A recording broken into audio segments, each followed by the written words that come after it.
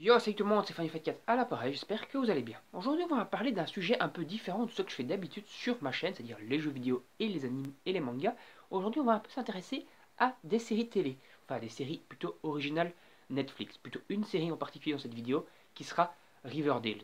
J'ai déjà fait des petites vidéos séries par le passé, mais c'est pas ce que je fais le plus sur YouTube, alors que pour le moment, c'est quand même quelque chose que je regarde vraiment beaucoup. Je regarde beaucoup de séries, je bouffe beaucoup de séries, je consomme vraiment, je suis un gros consommateur de séries. Et donc il est quand même un peu temps de vous partager un peu mes expériences tout simplement de séries. Donc la série actuelle que je regarde, Riverdale, qui m'a été conseillée par une de mes collègues, c'est une série plutôt assez originale. Enfin, pas vraiment originale, parce que c'est des séries quand même, des concepts de séries qu'on a déjà vus dans d'autres supports, par exemple Pretty Little Liars ou encore d'autres séries. Donc je prends toujours très mal, elle a toujours un très mauvais accent anglais.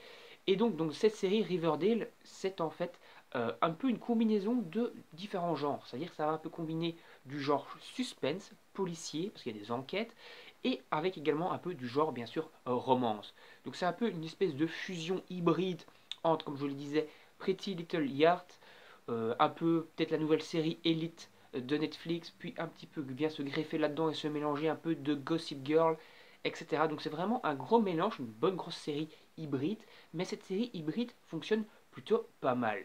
Donc on commence la série par une intrigue, donc du moins la saison en tout cas, la saison 1, parce qu'il me semble que d'après les infos que j'ai eues, cette première enquête va se boucler dans cette première saison et que la saison 2 qui fait 22 épisodes va amener une nouvelle enquête qui aura peut-être commencé à la fin de cette saison 1. Donc cette saison 1 qui fait donc 13 épisodes, ce sont des épisodes d'une durée normale, c'est-à-dire Netflix est habitué parfois à faire des séries qui durent quasiment une heure, des épisodes qui durent quasiment une heure.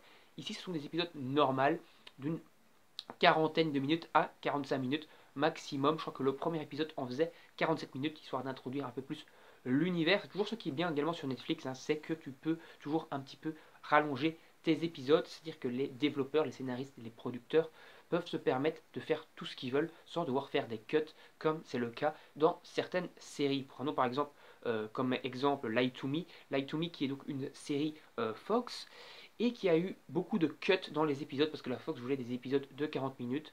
Et donc, quand tu regardes le box, l'espèce de format où ils ont sorti toutes les saisons en DVD, tu as la version longue, c'est-à-dire qu'il y a au moins facilement, avec tout ce qui a été rajouté, ou tout ce qui avait été coupé, tu avais facilement 2 épisodes de plus à la série. Et donc voilà, c'est comme ça, c'est un peu chiant de voir que des développeurs de séries sont obligés de cutter complètement dans leurs épisodes alors que sur Netflix, ils ont le droit un petit peu de se lâcher. C'est pour ça qu'il y a autant de séries pour l'instant sur Netflix qui sont occupées à proliférer. Donc pour en revenir à notre sujet donc de Riverdale, on commence donc par une grosse enquête de police, c'est-à-dire en fait dans le premier épisode, on se rend compte que Jason Balsam a disparu. Il a disparu, il est tombé soi-disant d'une barque avec sa sœur s'en est en sortie indemne et lui a disparu, se serait noyé et toute l'enquête part là-dessus, donc sur la mort de Jason Blossom qui se serait noyé. Plus tard, au fil des épisodes, on va finalement retrouver le corps de Jason Blossom qui aura été tué d'une balle. Voilà, donc petit spoil, je vous spoil vite fait, mais c'est la fin du premier épisode. Je ne vais pas vous spoiler davantage l'intrigue, parce qu'après on va donc partir sur toute une série d'intrigues que je ne vous révélerai pas ici, où on va donc enquêter sur Jason Blossom et surtout sur donc son meurtre. Plutôt grâce à des analyses médico-légales, un premier suspect va être arrêté, finalement il va être relâché grâce à d'autres infos qui vont être données par un témoin, puis ce témoin va se rétracter, puis il va avoir des soucis parce que ce témoin était lié à une autre personne, cette autre personne qui ne voulait pas que ça se sache parce qu'elle mettait sa carrière en jeu d'avoir été à cet endroit-là avec justement ce témoin. Finalement, ça vient à se savoir, cette personne a des soucis, etc. Et c'est franchement du coup très intéressant. Il y a toujours du suspense, toujours des intrigues, toujours des retournements de situation dans la série. Et c'est vraiment tout ce qui fait le charme d'une série à suspense. C'est-à-dire si justement t'as pas de suspense, la série n'a pas de sens. Ici en fait, tous les retournements de situation mettent du suspense. À chaque fois que tu crois avoir trouvé le coupable, que le coupable pourrait être arrêté, il y a toujours un petit retournement de situation. Et parfois, à certains moments, en fait, ce sont tout simplement des amis de la personne qui inventent, entre guillemets, un alibi à cette personne pour l'aider. Et donc toi-même, tu te dis, mais putain, en fait, ça pourrait bien être lui le coupable, puisqu'en fait, il n'a pas vraiment de réel alibi. Toi, tu sais qu'il n'a pas d'alibi. Mais la police, elle pense qu'il a un alibi parce qu'un de ses amis en a inventé un, et qu'au final, c'est crédible, et donc il se fait relâcher. Mais au final, tu t'es occupé à te dire, ouais, mais est-ce que ça ne pourrait quand même pas être cette personne?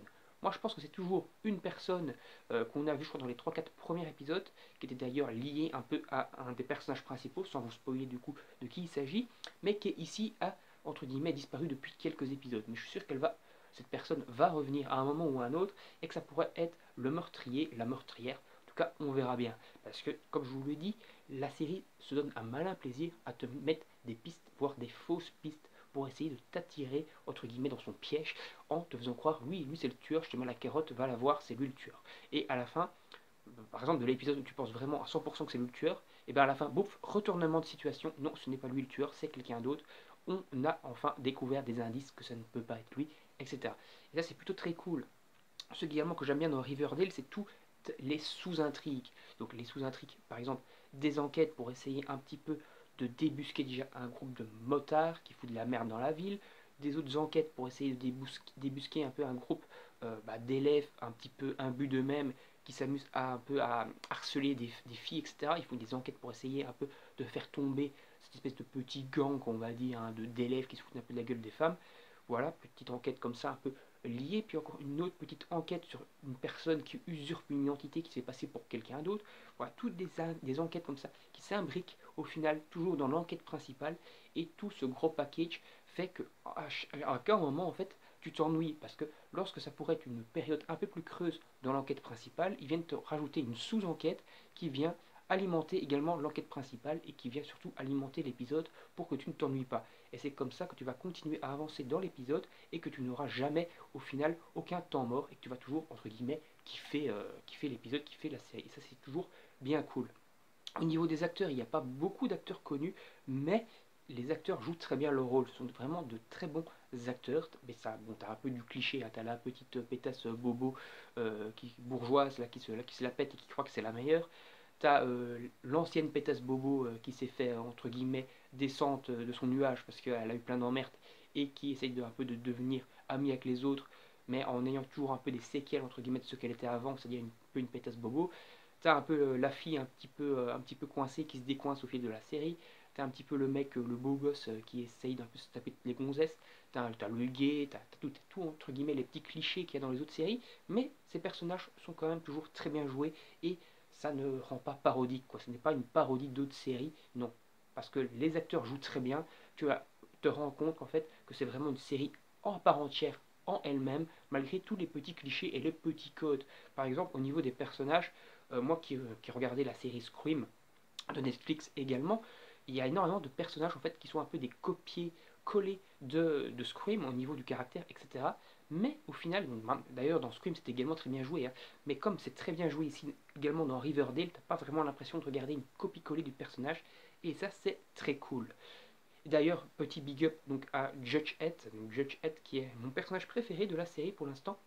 C'est d'ailleurs lui qui est également le narrateur, c'est lui qui narre au début et à la fin de l'épisode, et également il joue son rôle, c'est-à-dire c'est un narrateur, mais également il est dans la série, il est impliqué dans les enquêtes, et impliqué également dans des relations avec les personnages, etc.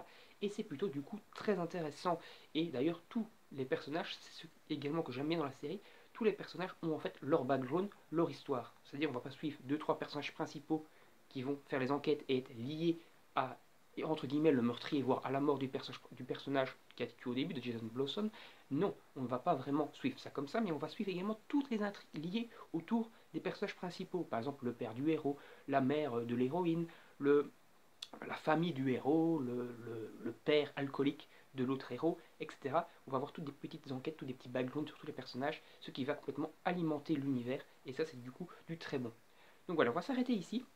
Je vous ferai encore une review peut-être de Riverdale quand j'aurai fini la saison 1 en entier, parce que là il me reste 5 épisodes pour la finir, et peut-être quand j'aurai fini la saison 2, et la saison 3 qui est en cours de diffusion sur Netflix. Je crois qu'ils sont au 5e épisode de diffusion, donc pour l'instant il y a 40 épisodes je crois à la série, et en tout cas moi je vous invite à aller la voir, et si vous connaissez Riverdale, donnez-moi votre avis dans les commentaires, donnez-moi également votre avis sur la vidéo en règle générale, n'hésitez pas à vous abonner à la chaîne et à activer la petite cloche pour ne pas rater les prochaines vidéos et recevoir les notifications.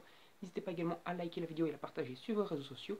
Et également, ce que je vous invite à faire, c'est me donner également votre avis si jamais vous allez voir Riverdale après avoir vu ma vidéo.